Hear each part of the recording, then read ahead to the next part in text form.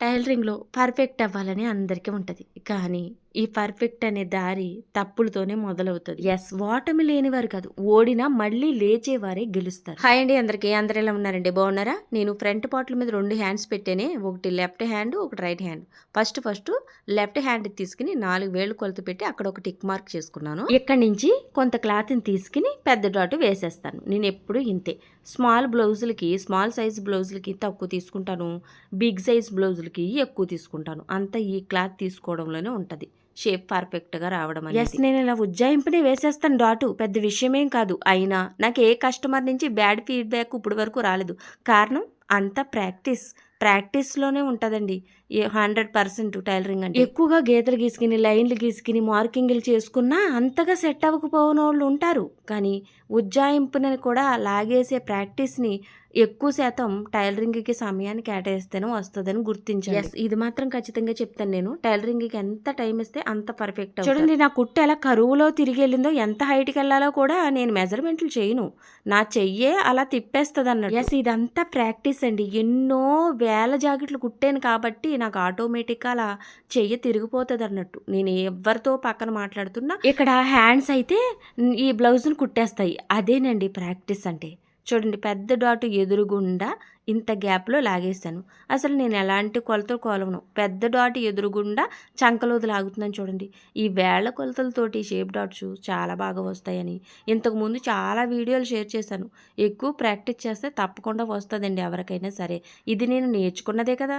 నేనేం పుట్టుకతో వచ్చేయలేదు.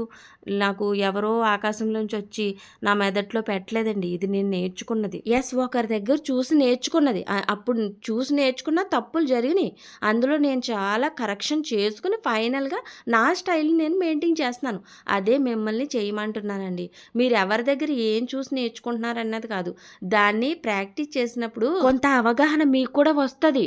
ఆ అవగాహనే మీ స్టైలు అని చెప్తున్నాను. ఇక్కడ కింద క్రాస్ బెల్ట్ పెట్టాను. పైన క్రాస్ బెల్ట్ పెట్టాను. ఇక్కడ చూడండి కొంచెం ట్రయాంగిల్‌లో మొక్క వదిలేయాలనమాట. ఎదర కనిపిస్తుందా మీకు చిన్న మొక్క? ఇదిగోండి ట్రయాంగిల్‌లో. ఇలా వదిలేస్తే మీకు క్రాస్ బెల్ట్ ముక్కలే వదలాలి ట్రయాంగిల్‌లో ఎదరకి. మనకి మధ్యలో ఫ్రంట్ ఉంది కదా! ఆ ఫ్రంట్ అని కాదు. 2 క్రాస్ ముక్కల్ని అలా వదిలి ఒకసారి చివరి వరకు ఈ మూడిటిని సరి చేసుకుని ఈ విధంగా అప్పుడు పాదం కింద పెట్టేసుకుని కుట్టు మొదలు పెట్టాలి. చూడండి ఈ విధంగా కుట్టాక మధ్యలో ఉన్న ఫ్రంట్‌ని తీసుకుని ఇక్కడ పెద్ద డాట్ ఉంటది కదా! దాన్ని ఈ విధంగా ఫోల్డ్ చేసేయాలి. ఇది ఇలా ఫోల్డ్ చేయకుండా కుట్టులో కలిపి కుట్టేస్తే అక్కడ చుంచులు వచ్చేస్తాయి. ఇక్కడ చూడండి మీకు ఏం చూపిస్తున్నానంటే దగ్గరికి పెట్టి ఫ్రంట్ క్రాసులు ఏ విధంగా దిగినాయో కనిపిస్తున్నాయి మీకు. ఇలా దిగుతాయండి. మనము ఫ్రంట్ రౌండ్ తీస్తాం కదా కటింగ్‌లో రౌండ్ షేప్ ఇచ్చినప్పుడు ఆ రౌండ్ క్రాసులు ఇలా దిగుతాయి. ఆ క్రాసులు అలా దిగినాయి ఏంటి? అలా దిగకుండా ఉండాలంటే అక్కడ స్ట్రైట్‌గా కట్ చేయాలి మీరు. ఫ్రంట్ కట్ చేసినప్పుడు. అర్థమైందా మీకు? అది. కొంచెం రౌండ్‌నెస్ ఇస్తాం కాబట్టి ఆ రౌండ్ క్రాసులు ఇలా దిగిపోతాయి అన్నట్టు. అప్పుడు ఇలా కట్ చేసుకొని నీట్‌గాను ఇలా వంగుతాకి ఖర్చంతా వంగడానికి ఇంకింతే ఫైనల్‌గా. చూడు ఎంత నీట్‌గా వచ్చిందో ఎనకాల అండ్ ఎదర కూడా ఎలాంటి ఖర్చులు ఉండవు. క్రాస్ బెల్ట్ ఈ విధంగా నీట్‌గా అతుక్కోవచ్చు. ఇక బ్యాక్‌ని ఒకసారి పట్టుకొచ్చి ఇప్పుడే కొలిచేసుకుంటే మనం ఫిట్టింగ్ కుట్ల దగ్గర ఒకటి ఎక్కువ, ఒకటి తక్కువ ఉండదు. అంటే బ్యాక్ ఎక్కువైపోవడం, ఫ్రంట్ తక్కువైపోవడం అలాంటివి ఉండవు. చూడండి ఈ విధంగా పెట్టేసుకుని ఇలా ఫోల్డ్ అయిపోద్ది కదా నడుము మొక్క. అలా ఫోల్డ్ చేసుకుని ఇక్కడ మార్కింగ్ చేసుకుని అంతవరకు ఫోల్డింగ్ చేస్తే సరిపోద్ది. ఇక్కడే క్లియరెన్స్ చేసేసుకోవాలి. ఇంక లాస్ట్‌లో తికమకలు పడి మళ్ళీ వేసేసిన కుట్లు ఇప్పి ఇబ్బందులన్నీ వద్దు. చూడండి ఈ విధంగా నీట్‌గా ఇలా సర్దేసుకుని ఒక కుట్టు వేసేసుకోవాలి. ఇప్పుడు ఇవన్నీ డాట్లు వేయడము, క్రాస్ ముక్కలు అతకడం ఇవన్నీ దేనికి చేసాం మనం? లెఫ్ట్ సైడ్ ఉన్న ఫ్రంట్ ముక్కకి చేసాం. సో, లెఫ్ట్ సైడు తిరగేసున్న ఫ్రంట్ ముక్కకి ఇవన్నీ కుట్టారు మీరు. ఇప్పుడు ఇది ఏ పట్టీకి చెందుతది? ఇది మీకు హుక్స్ పట్టీకి చెందుతది. సో, హుక్స్ పట్టీకి ఎప్పుడు కూడా మనం లైనింగ్ జాకెట్ కుట్టినప్పుడు ఫ్యాబ్రిక్ వచ్చేసి లైనింగ్ ఫ్యాబ్రిక్ ముక్క తీసుకోవాలి. స్ట్రైట్ ముక్క అయినా పర్వాలేదు. క్రాస్ ముక్క అయితే ఇంకా మంచిది. ఇదిగోండి ఒక ముక్క తీసుకుని చక్కగా ఈ విధంగా కుట్టేసుకోవాలి. ఈ విధంగా కుట్టేసుకుని ఒక ఫోల్డింగ్ చేసుకోవాలి లోపలికి. ఇలాగ ఒక ఫోల్డింగ్. చేశారు కదా! ఒక ఫోల్డింగ్ చేసి కిందకి ఒక లైన్ కుట్టేసుకుని మళ్ళీ ఉన్న ఖర్చులు యువతలకి వచ్చేసినాయి చూడండి కొన్ని ఖర్చులు అవైతే కట్ చేసేసుకోవాలి. చూడండి ఇలా నీట్‌గా కొంచెం చిన్న చిన్న ఖర్చులని ఇలా కట్ చేసుకుంటే నీట్‌గా ఉంటది. మీకు ఒత్తుగా లేనట్టు ఉంటది చూడండి. ఇంకొక ఫోల్డింగ్ లోపలికి పెట్టారు. ఇదే హుక్స్ పట్టి తేడా. కొత్తవారు తెలుసుకోండి బిగినర్స్. 2 సార్లు ఫోల్డింగ్ అయింది. ఇలా తాళ్ళు పట్టి 2 సార్లు ఫోల్డ్ అవ్వదు. ఒకేసారి ఫోల్డ్ చేస్తాం దాన్ని. అదే గుర్తుంచుకోండి. లెఫ్ట్ సైడ్ ఉన్న ఫ్రంట్ ముక్క హుక్స్ పట్టీకి వెళ్ళింది. హుక్స్ పట్టీ వేసుకోవాలి. ఇది ఇక్కడితో ఒక ఫ్రంట్ పూర్తయింది. చూసారా ఎంత నీట్‌గా వచ్చినాయో shape and cross belt and పట్టీ కొలతలు అన్నీ కూడా వెనకాల కూడా అదే నీట్‌నెస్ ఉంటది. చూడండి ఎక్కడ ఖర్చులు ఉండకుండా. ఒకటైతే పూర్తి చేసాం లెఫ్ట్ సైడ్ ఉన్న మొక్కది. ఇప్పుడు రైట్ హ్యాండ్ మీద ఉన్న మొక్క ఇది. రైట్ హ్యాండ్ ఇది చూసారా? తీసుకుని ఇప్పుడు 3 వేళ్ళ కొలత పెట్టండి. ఇది వేళ్ళ కొలతలతోటి ఈరోజు మీకు తెలియజేస్తున్నాను. బ్యాక్ మొక్కకి నడుము మొక్క అతికాను కదా! అది స్కిప్ చేసేసాను. ఎందుకంటే ఎక్కువ టైం పట్టేస్తది. ఇక్కడ ఎక్కువ టైం పెట్టాలి మీకనేసి. చూడండి ఇలా తీసేసుకుంటాను నేను ఉజ్జాయింపున. అయితే ఉజ్జాయింపుని తీసేసుకుంటాను గానీ, మీకు ఒకవేళ ఇక్కడ ఎంత క్లాత్ తీసుకోవాలబ్బా అని అడిగితే, ఇదిగోండి మీకు ఆది బ్లౌజ్ ఇస్తారు కదా కస్టమరు. ఇక్కడ చూడండి ఎంత వెడల్పు ఉందో పెద్ద డాటు. ఆ వెడల్పుని ఈ మార్కింగ్ మీద పెట్టేసుకుని, ఈ చివర ఒక మార్కింగ్ చేసేసుకోండి. ఇది వెడల్పు అన్నట్టు. దీన్ని ఇలా ఫోల్డ్ చేస్తే రెండో వైపున కూడా అదే వెడల్పు మొక్క వచ్చేస్తది. అలా మీకు ఫ్యాబ్రిక్ ఇంతొస్తది. ఇదిగోండి. నేను ఉజ్జాయింపున మడత పెట్టినా అంతే వచ్చింది కదా! ఇంక అంతేనండి. ఇదిగోండి చక్కగా ఇలా కరువులాగా గీసుకుని నీట్‌గా పైకి ఇలా కుట్టండి కొంచెం క్లాత్ మీద. చక్కగా రౌండ్‌గా ఉంటది షేపు. స్ట్రైట్‌గా కుట్టుకుంటే కూసుగా వస్తది షేప్ అని చెప్పాను కదా ఇంతకుముందు. ఇదిగోండి పెద్ద డాటు ఎదురుగుండా రావాలి. అంటే పట్టీ దగ్గర నుంచి వచ్చే డాటు చాలామంది మిడిల్‌లోంచి లాగేస్తారు. కొన్ని టేప్ కొలతలతో కూడా మిడిల్‌లోంచే వస్తది. కానీ నిజంగా పర్ఫెక్ట్ ఏంటో తెలుసా? పెద్ద డాటు ఎదురుగుండా రావాలండి సంకలోంచి అండ్ మనకి పట్టీ కొలత నుంచి. అప్పుడు నిజంగా పర్ఫెక్ట్‌గా సుంచులు లేకుండా చక్కగా కుదురుతది. మనకి షేప్‌కి. ఓకేనా? ఇదిగోండి ఇందాక ఏ విధంగా అయితే నేను షేప్ బెల్ట్ కుట్టానో అదే విధంగా కుడుతున్నాను. ఇక్కడ మీకు ఏం అర్థమైంది? లెఫ్ట్ సైడ్ తిరగేసి తీసుకోవాలి ఫస్టు 2 ఫ్రంట్‌లని. లెఫ్ట్ హ్యాండ్ ఉన్న ఒక ఫ్రంట్‌ని తీసుకుంటారు. అది హుక్స్ పట్టీకెళ్తది. హుక్స్ పట్టీకెళ్ళింది 4 వేళ్ళు కొలత పెట్టారు. మళ్ళీ మనం రైట్ సైడ్ ఉన్న మొక్కని తీసుకున్నాము. రైట్ సైడ్ ఉన్న మొక్కకి 3 వేళ్ళు కొలత పెట్టి డాట్ వేశారు. పెద్ద డాట్. పెద్ద డాటు ఎంత దూరంలో వేస్తున్నారన్నదే ఇక్కడ గుర్తుపెట్టుకోండి వేళ్ళ కొలతలో స్టైల్ వచ్చేసి. చూడండి పట్టీ కరెక్ట్‌గా రావాలంటే యువతల పట్టీ కుట్టేసింది ఆల్రెడీ పెట్టుకుని ఒకసారి కొలుచుకోవాలి. ఇప్పుడు ఎదర ఫోల్డింగు కొలిచాం. ఇందాక ఏం చేసాం మనం? చంకల వైపు, ఖర్చుల వైపు ఉన్న ఫోల్డింగ్‌ని కొలిచాం. ఇప్పుడు ఇది కొలిచాం. ఇలా ముందే కొలిచేసుకుంటే ఎలాంటి తీకమాకలు ఉండవు. హెచ్చు తగ్గులు ఉండవు అని చెప్తున్నాను. ఓకేనా? నేనైతే ఇలాగేం కొలవను. కానీ మీకు తెలియాలి కాబట్టి చూపిస్తున్నాను. ఇదిగోండి ఒకసారి లెవెల్ చేసుకోవాలి. ఇలా సమానం చేసుకోవాలి హెచ్చు తగ్గుల్ని. సమానం చేసుకుని ఇదేంటనుకుంటున్నారు? మనకి మెడ మొక్క అండి. మెడ మొక్కను ఒకసారి కట్ చేసుకోవాలి. ఇప్పుడు తాళికి వేసే ఫ్యాబ్రిక్ ఏం తీసుకున్నాను నేను? అసలు ఫ్యాబ్రిక్ తీసుకున్నాను. మరి హుక్స్ దానికి వేసినప్పుడు లైనింగ్ ఫ్యాబ్రిక్ తీసుకున్నాను. కారణం ఏంటనుకుంటున్నారు? హుక్స్ పట్టి లోపలికి వెళ్ళిపోద్దన్నమాట. అంటే మీరు మీ ఫ్రంట్‌తో సమానంగా ఉంటది. అది శరీరాన్ని తాకుతది కాబట్టి మంచిగా మనకి లైనింగు అయితే మెత్తగా ఉంటది. కానీ ఇది బయట అంతేకాకుండా తాళ్ళు మధ్యలోంచి కనిపిస్తూ ఉంటది క్లాత్ పైకి. మనకే కట్టుకున్నప్పుడే. అప్పుడు మామూలు ఫ్యాబ్రికే కనపడాలి కాబట్టి మామూలు ఫ్యాబ్రిక్ వేసుకోవాలి. చూసారా ఒకసారి ఫోల్డింగ్ అయింది తాళ్ళు పట్టి మధ్యలో ఒక మార్జిన్ గీసుకున్నాను తాళ్ళు వేసుకోవడానికి. 2 పట్టీలు పూర్తయ్యాక కూడా ఒకసారి 2 హైట్లు కరెక్ట్‌గా వచ్చినాయో చూసుకోవాలి. ఒక్క పావించి కానీ ఒక్క గీత ఎక్కువ వచ్చినా సరే కట్ చేసుకుని లెవెల్ చేసుకుని అప్పుడే బ్యాక్‌కి పెట్టేసుకుని ఈ షోల్డర్‌లో అతికేసుకోవాలి.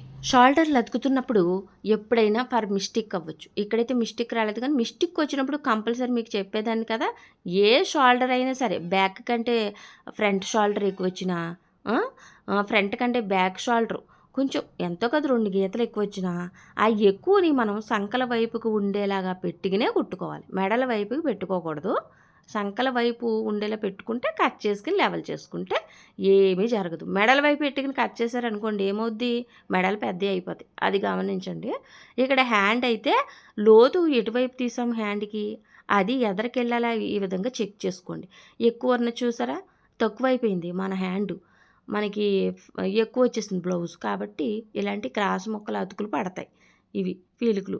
చూడండి నేను ఇక్కడ అసలు ముక్కలు 4 అండ్ లైనింగ్ ముక్కలు ఒక 4 పీసులు క్రాస్‌లో తీసుకున్నాను. తీసుకుని ఈ విధంగా చంకల్లో అతికేస్తున్నాను. చాలినప్పుడు ఇలా తీసుకుని అతుక్కుని సరిపెట్టాలి. ఇదిగోండి. ఈ విధంగా. ఆ పక్కన కూడా ఇదే విధంగా హ్యాండ్స్‌కి అవతల కూడా ఇదే విధంగా అతికేసుకోవాలి. అతికేసని ఇది స్కిప్ చేశాను. ఓకేనా? ఇదిగోండి అతికిన తర్వాత చూడండి క్లియర్‌గా ఇక్కడ టక్స్ పెట్టుకుంటాం కదా! మిడిల్‌లో పెట్టి ఇలా చూసుకోవాలి. క్లియర్‌గా సరిపోయిందా? ఇప్పుడు నీట్‌గా కొంచెం కొంచెం మూవ్ చేసుకుంటూ చంక రౌండులో ఉంటది కాబట్టి ఆగుతూనే కుట్టాలి ఫస్ట్ కుట్టు. మన హ్యాండు 2 కుట్లేస్తాం. దృఢంగా ఊడిపోకుండా, పిగిలిపోకుండా ఉంటాకి. ఫస్ట్ కుట్టు ఆగుతూనే కుట్టాలి. ఇదిగోండి ఇలా రెండో కుట్టు మీరేసిన కుట్టు మీద లైన్‌గా వచ్చేయాలి. ఆగనవసరం లేదు. ఇదిగోండి ఇలా సర్దుకుంటూ కుట్టు మీదే రావాలి. పక్కన రాకూడదు. పక్కనొత్తే పిగిలిపోయే ఛాన్సులుంటాయి. ఓకేనా? ఇలా నీట్‌గా సర్దేసుకొని ఇప్పుడు మీరు హైట్ ఒకసారి చెక్ చేసేసుకోవాలి. అలాగే చేయి చివర కొలత ఉంటది కదా! కుట్టు, ఆ కుట్టు దగ్గర ఒక మార్కింగ్ చేసేసుకోవాలి. ఓకేనా? ఈ ఫిట్టింగ్ కుట్లింకా. ఇంకా స్టార్ట్ అయింది ఫిట్టింగ్ కుట్లు. ఇక్కడ చంక దగ్గర లెవెల్ చేసుకోవాలి. ఇలా పెట్టేసుకోవాలి చంక. పెట్టేసుకొని ఇక్కడ ఫిట్టింగ్ కుట్టు కరెక్ట్‌గా లాస్ట్ ఈ చివరన ఏ కుట్టు ఉందో ఆ కుట్టు దగ్గర మార్కింగ్ చేసి కుట్టేసుకొని కిందకొచ్చేయాలి కొంచెం. చూడండి ఇక్కడ ఆల్రెడీ మనకి క్రాస్ బెల్ట్ ఉంది కదా! ఇలా పెట్టేసుకొని ఇక్కడ కుట్టు ఉంటది కదా! ఆ కుట్టు దగ్గర మార్కింగ్ చేసుకొని ఇలా బ్యాక్‌ని ఫోల్డ్ చేస్తే కరెక్ట్‌గా సరిపోయింది చూసారా? కారణం ఏంటనుకుంటున్నారు? మనము క్రాస్ బెల్ట్ అతుకున్నప్పుడు చెక్ చేసుకొని కుట్టడం వల్ల ఇది. చూసారా? ఇదిగోండి. పక్కన ఒక 2 కుట్లు ఎక్స్ట్రా వేసేసుకుంటున్నాం. ఫిట్టింగ్ కుట్టు అయిపోయాక పక్కన 2 కుట్లు ఎందుకు మనకి ఖర్చు బిగువైన ఇప్పుకుంటాయి. అంతే 2 కుట్లు వేసుకుని ఖర్చు లెవెల్ చేసుకుంటే ఇక్కడితోటి బ్లౌజ్ ఫిట్టింగ్ కుట్లు పర్ఫెక్ట్‌గా అయిపోయినట్టే. చూడండి. ఇలా వేసేసుకోవాలి ఫస్ట్. ఓకేనా? ఇలా వేసేసుకోవచ్చు. లేదా ఒక కుట్టేసుకుని ఈ పక్కన లేదంటే ఆ పక్కన ఒక కుట్టేసుకుని అప్పుడు కొలుచుకున్నాక కూడా పక్కన సైడ్ కుట్లు వేసుకోవచ్చు. ఒకేసారి సైడ్ కుట్లు వేసేసినా మళ్ళీ ఏదన్నా తేడా వచ్చినా ఇప్పాలి కదా! అందుకు ముందు చెప్తున్నాను. ఇదిగోండి. నడుము దగ్గర చూసారా? నాకైతే నాది బిగువైపోయిందనమాట. ఆళ్ళది కొంచెం ఎక్కువొచ్చింది. ఆళ్ళదే లూజ్‌గా ఉంది. నేను నడుము దగ్గర ఇప్పుతానులేండి ఇంకో కుట్టు. ఇక మిడిల్‌లో మీకు నడుము దగ్గర కింద కుట్టు ఎక్కువైనా, తక్కువైనా మనం మేనేజ్ చేసుకోవచ్చు. మధ్యలో నడుము అండ్ చంకల దగ్గరే కరెక్ట్‌గా రావాలి. అలా రాలేదంటే మెడ తప్పు తీసినట్టు. మెడ చిన్నదైనా తీసేయాలి, ఎక్కువైనా తీసేయాలి. అలా అయిపోద్ది. ఇక్కడ చూడండి. ఇక్కడ కుట్లు కరెక్ట్‌గా సరిపోయినాయి. ఇక్కడ చూడండి చంకలో కూడా నీట్‌గా రావాలి. చంక మెయిన్‌గా రావాలి. చూడండి కుట్ల దగ్గర కుట్టు పెట్టండి. ఫస్ట్ కుట్టు. కరెక్ట్‌గా సరిపోయిందండి. ఈ 2 తేడా రాలేదనుకోండి బ్లౌజ్ పర్ఫెక్ట్‌గా కుదిరినట్టే.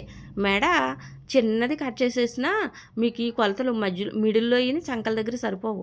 కింద నడుమున అసలు ఆలోచించకండి. అది ఎక్కువైనా, తక్కువైనా మనం అడ్జస్ట్ చేసుకోవచ్చు. ఇక మెడపట్టికి క్రాస్ ముక్కలు దండన ఒకటి తయారు చేసుకోవాలి. ఇది చాలా వీడియోల్లో చెప్పాను మీకు. క్రాస్‌గా తీసుకోవాలి మెడ అతకడానికి రౌండ్ మెడలకి. ఓకేనా? ఇదిగోండి. క్రాస్ ముక్క అన్ని వైపులకి వెళ్తది. అన్ని వైపులా అమురుతదది.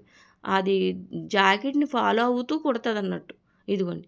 మీకు 2 పాదాలున్నాయి కదా! పాదంకి 2 పాదాలున్నాయా? సింగిల్ పాదాలు. ఒక పాదం ఖర్చుని మెయింటైన్ చేయండి. అవతల పాదం ఖర్చు మెయింటైన్ చేస్తున్నాను నేను. ఆ చివరి నుంచి చివరి వరకు. ఇంగోండి. ఎక్కడ నేను ముక్కని ఫోల్డింగ్ చేయలేదు. రౌండ్‌లు తిరిగాక కూడా. ఎందుకని? ఇది క్రాస్‌లో తీసిన ముక్క కాబట్టి. చివరన ఇలా ఫోల్డ్ చేసేసి బయటికి రానిచ్చేసి అక్కడక్కడ కొంచెం కట్ చేసేసుకోవాలి. ఇది ఎందుకంటే మనకి రౌండ్‌లు చక్కగా మీరు చేతి కుట్లేసిన వాళ్ళకి ఇది హెల్ప్ అవుతది. వాళ్ళకి ముక్క బాగా వంగి నీట్‌గా వేయగలుగుతారాళ్ళు. ఓకేనా? ఎత్తి పెట్టినట్టు అయి రాకుండా ఉండడానికి అవి కట్ చేసుకోవడం. ఇదిగోండి మీరు ఎంత ఫోల్డింగ్ చేశారో ఇప్పుడు ఫోల్డింగ్ చూపిస్తది. మీరెంత బాగా చేశారన్నది. అంటే ఒక చోట ఎక్కువ ఖర్చు తీసేసుకొని కుట్టేసి, ఒక చోట తక్కువ రానిచ్చేసి పాదము. ఫస్ట్ ఖర్చు మెయింటైన్ చేస్తారు. ఆ ఖర్చు కోసం చెప్తున్నాను. మెడ ముక్క అతికేటప్పుడు ఖర్చు. అలా ఎక్కువ తక్కువలు తీసారనుకోండి వంకర్ల కింద వచ్చేస్తది మెడపట్టి. ఇదే ఎప్పుడు గమనించమని అడుగుతాను మిమ్మల్ని.